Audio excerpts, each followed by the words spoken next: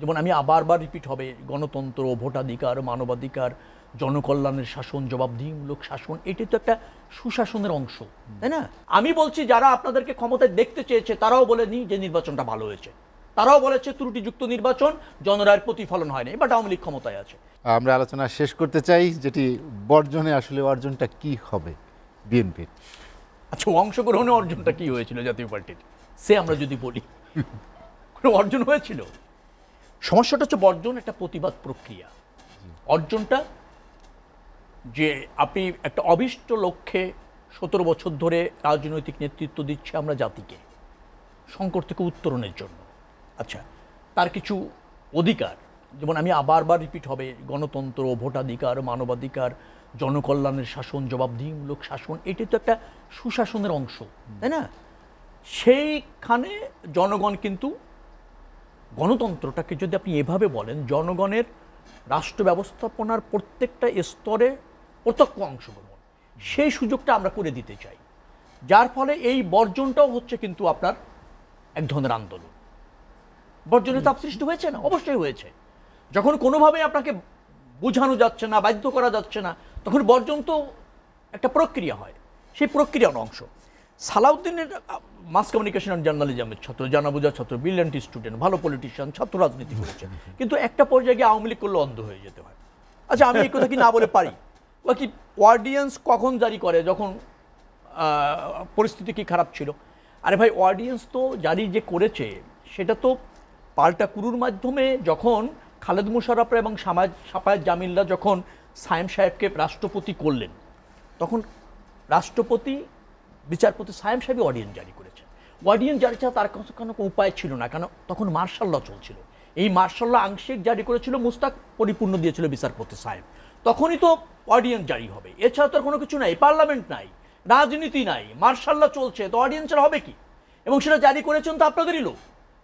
Martial ল আপনারা দিয়েছেন, অর্ডিন্যান্সও আপনারা দিয়েছেন।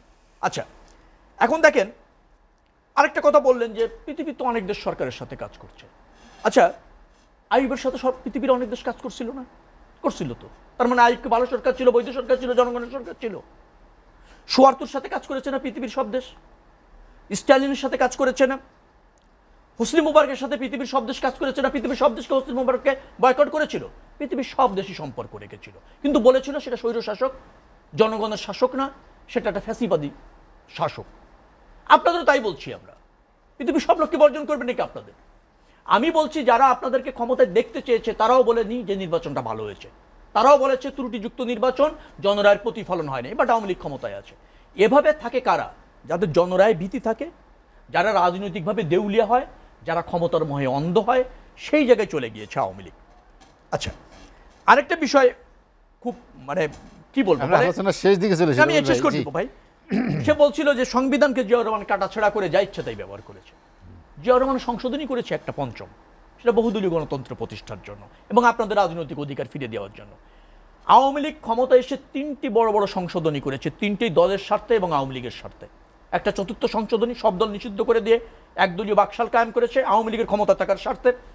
দ্বিতীয়টি করেছে দেখেন পঞ্চদশ সংশোধনী, তত্ত্বাবধায়ক সরকার বাতিল করে দিয়ে নিজেদের অধীনে নির্বাচন করে ক্ষমতা থাকার স্বার্থে।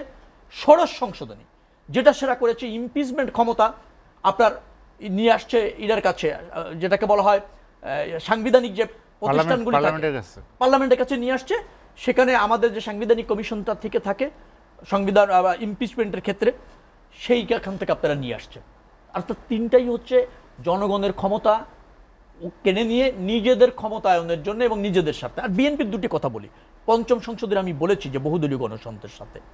দ্বাদশ সংশোধনী দেখেন সংসদীয় পদ্ধতির সরকার, অর্থাৎ সবচেয়ে ভালো সরকার, জবাবদিহিমূলক সরকার। সরকার পার্লামেন্টে জবাবদিহি থাকে, পার্লামেন্ট জনগণের কাছে জবাবদিহি থাকে, গণতন্ত্রের জন্য সবচেয়ে উত্তম ব্যবস্থা। সেটা বিএনপি করেছে, দলের স্বার্থে করেনি, নিজের স্বার্থে করেনি।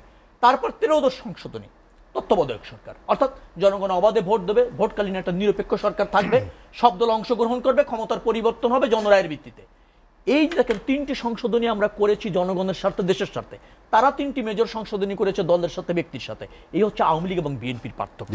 আওয়ামী লীগ হচ্ছে একটা ক্ষমতালোভী সংগঠন, আর বিএনপি হচ্ছে জনগণের ক্ষমতায়নের সংগঠন।